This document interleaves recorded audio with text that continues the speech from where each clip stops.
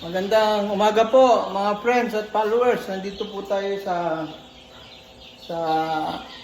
mga sisiw at ilang linggo na yan? 2 linggo na?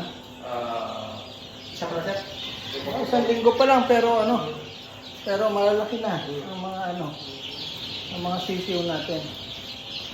So ayan po yung marami ito, Dami yung 300 na. mga abot ng 500 to.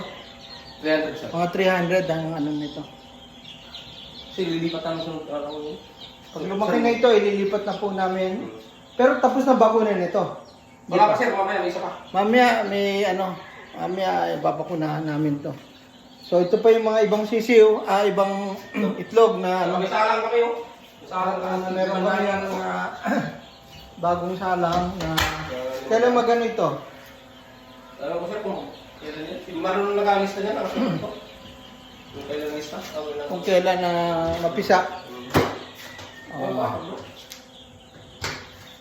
So marami.